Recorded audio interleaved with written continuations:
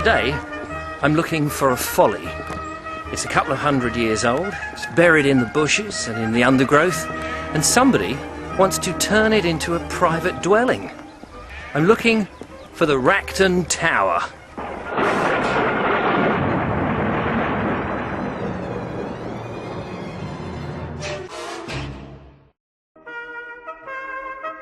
I was heading off close to the border between West Sussex and Hampshire to the tiny parish of Rackton, so small you might easily miss it on a map.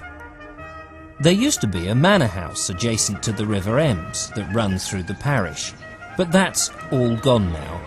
In fact, the last remains of it were removed in 1840 and incorporated into the nearby Racton farm.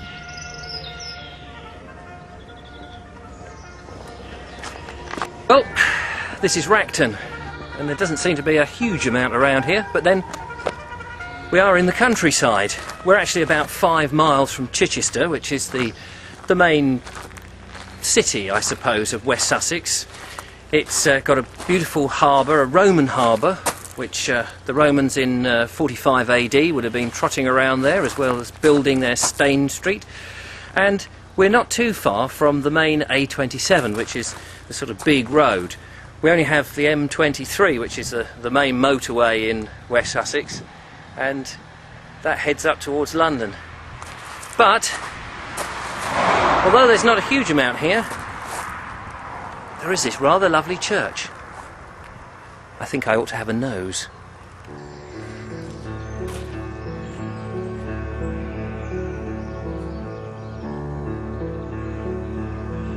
Now known as St. Peter's Church, it was originally dedicated differently, for it's of medieval origin. The nave would have been constructed in the 12th century, possibly based on an earlier timber-built church, and the chancery added later, maybe as many as 100 years or so, which implies that Racton village had a growing community here.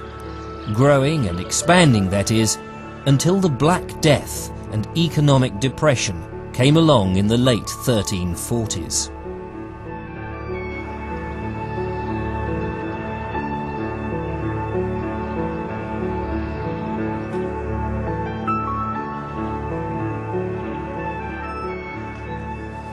Well, it's in remarkably great condition.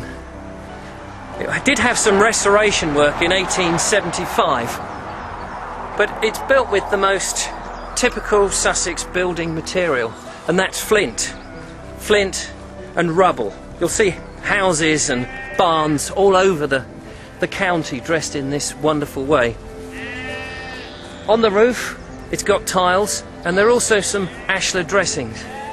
Now, I'm not a religious person normally, but I do like these houses of worship, just from an architectural point of view. You see, when it was built around here, it would have been the most splendidest building for miles around.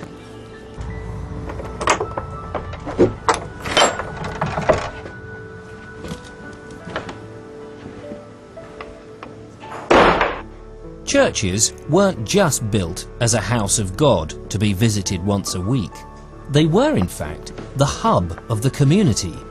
The nave, usually the first part to be constructed, was basically just a large room and could have been used for many things, from holding a quiet meeting to the full hubbub of the marketplace. The Anglo-Saxons most likely brought inside their pigs, cattle and chickens to trade, barter or exchange, especially if it was raining. I think this must be the first time I've actually filmed inside a church. I always feel a little like you're invading somebody else's territory when you're filming inside a church. I don't quite know why.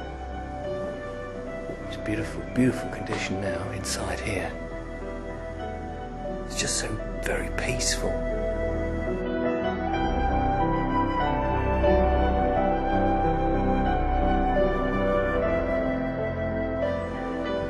Well, as beautiful as it is, we must crack on. The folly, actually, is obviously not here, but then that's because it's got nothing to do with the village itself, nothing to do with the old manor house, nothing to do with these cottages, and the church neither. In fact, the reason it gets its name is because it overlooks Racton more than anything else.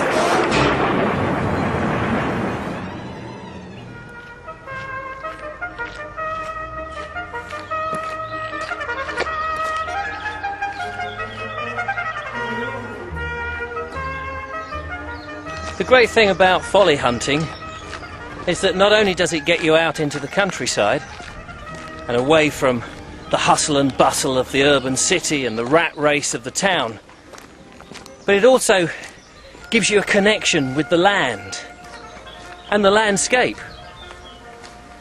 I mean, it's a very English thing to do, isn't it? Build a folly. I mean, it's quite eccentric. Follies, by definition, are foolish deeds of nonsense.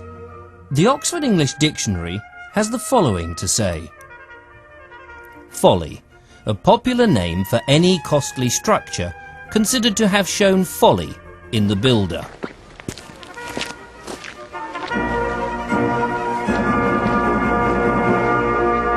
The first rush of folly construction in England seems to have kicked off by Sir Thomas Tresham's Rushton Lodge in 1595. The lodge was an expression of Tresham's views on the secret symbolism of numbers. I'm going to be visiting more follies, discovering the people behind them and their reason for building such crazy and often lavish things.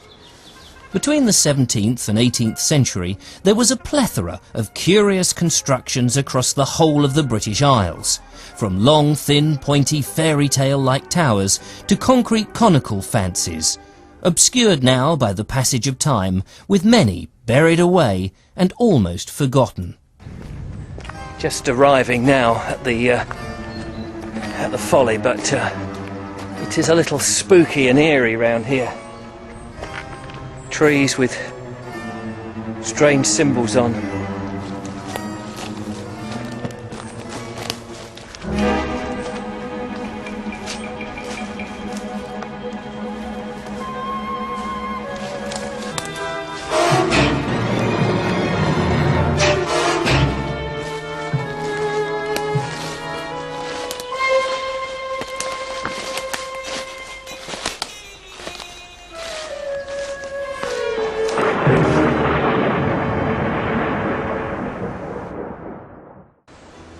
Well, here it is, Racton Tower, or Monument as it's often known,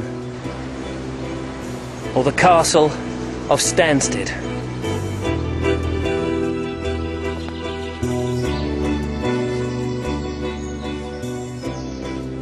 It's 280 feet above sea level. It's actually 80 feet tall. It would have had on the top a conical roof. I just love the way it's put together. It's got these sort of rounded, well, they're towers, but they're like buttresses holding the thing together. It's on the top of the hill here, and it would have dominated, as it still does, the landscape.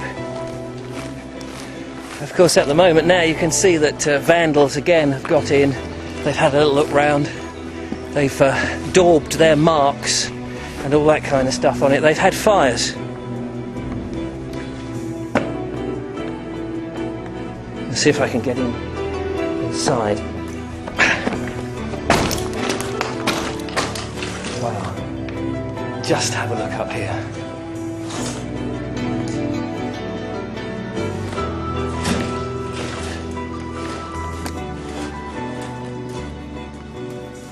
There would have been several floors here, and it's hard to work out exactly where things were, but I would imagine that in this centrepiece there was a staircase, some kind of staircase. There were two main floors, and then the tower went right up to the top. And I can picture the owner of this getting up to the top, peering out down towards the harbour, down at Chichester Harbour, that he would have been able to see quite easily, maybe with the telescope in hand, peering out at the English Channel and the tall ships as they went backwards and forwards, perhaps the tea clippers sailing in and out of harbour, bringing in goods And not far from here, of course, is Portsmouth, so there would have been a lot of Navy traffic to see as well. It's utterly amazing. Racton Tower is also known as Stanstead Castle. It's thought to have been a summer house for the grand stately home of Stanstead House, a mile or so to the northwest. It was the inspiration of George Montague Dunk, the second Earl of Halifax, a British statesman of the Georgian era, although he would never have actually seen it finished, certainly not in his lifetime, as he died on the 8th of June 1771, and it was completed in 1772. With no one to look after it, perhaps that's why it's been left here to rot. A lot of people, when they come round here to look at the monument, they have this strange feeling. In fact, when I came up here, I saw a man in his car and he said, "Oh, you're going up there, it's spooky." A lot of people think that there's ghosts here, they've seen mysterious lights. They claim to have an eerie presence. I think it's quite nice.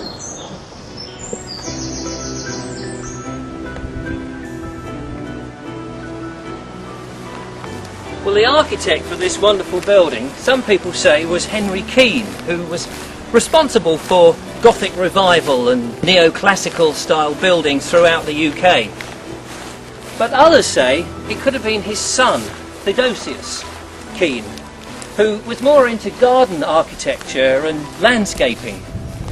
But if that's true, when he built this, he would have been only 18.